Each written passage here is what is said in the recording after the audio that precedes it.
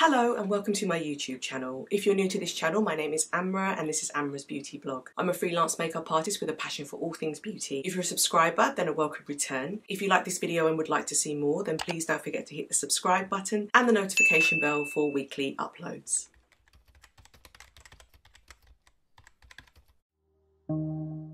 Today, I'm going to be talking about Rephr. So Rephr are a startup company that began, I think it was started up by some engineers, and they wanted to get or branch into beauty, but they wanted to do it a little bit differently. And in setting up the business, what they did was they got feedback from people like myself who are sort of freelance MUAs and also people that just love beauty, and got their views and opinions on creating brushes that people wanted, really, because these brushes are handmade in Japan, but they are also constantly evolving, and because of the feedback from customers, they became something better. They kindly gifted me the core collection, so I just wanted to show you the core collection, which I have here, and it's just so beautiful, so slick, and really kind of useful in the sense that this is natural uncut goat hair, which means that these brushes can be used with powder and with cream, which makes it really versatile. And I do have a lot of cream products and I have a lot of powder products, and the fact that I can just pick this up and use it with either of those is really handy. Okay, so I have the 5 brushes that are part of the core set. I'm going to show you individually what each brush looks like, but let's sort of go through that together now. So I have, let's start off with the first brush. So this is brush number 1. As you can see, there's a number written here. So each of these brushes are individual and they're handmade. So this is the first brush. So I would say this is very much like a crease brush. This is the first one. This is the second brush. So this is brush number 2, and it's a lot more of a flat brush. And what I like about this, it's really good for packing on colour, whereas this one is really good for blending. So you've got a sort of crease brush, and then you've got a flat brush, and then you've got number 3, which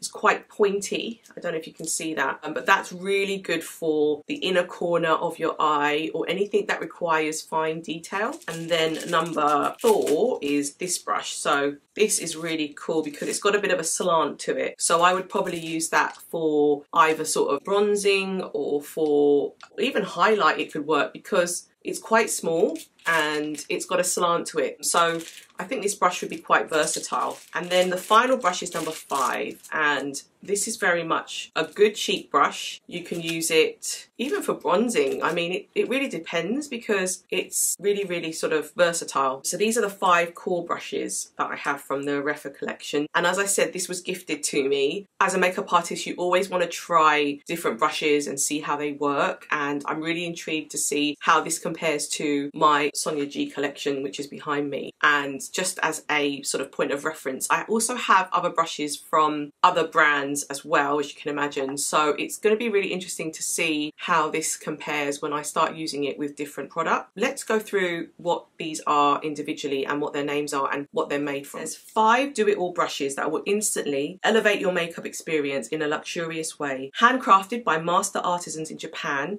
using natural uncut goat hair. So brush 1, so this is brush 1, the community's favourite do-it-all blending brush. This is really nice, and it's also available to be purchased individually, all these brushes as well as the set. But this is really interesting, and yeah, it's a really versatile crease brush, so I'm looking forward to trying this one. So brush 2, this is a versatile high density shader that will pack on shadow like no other, and this is brush number 2. So like I said, this will be really good when you just want to get the pure pigment out. This will be great for that. So this is brush number 3, and this is what I said before, designed for detail work. This pro favourite pencil brush that achieves the impossible balance between softness and precision. I think this would be really good as it's pointy, just to get into areas where you need some extra help. So when I'm talking about inner corner, anything that requires detail, this will be fantastic. Brush number 4, so this is an angled cheek brush that's collaborated for contour, blush and foundation. When it comes to brushes that are made from undyed goat hair, you can use this with creams. So this is really handy for sort of cream blush and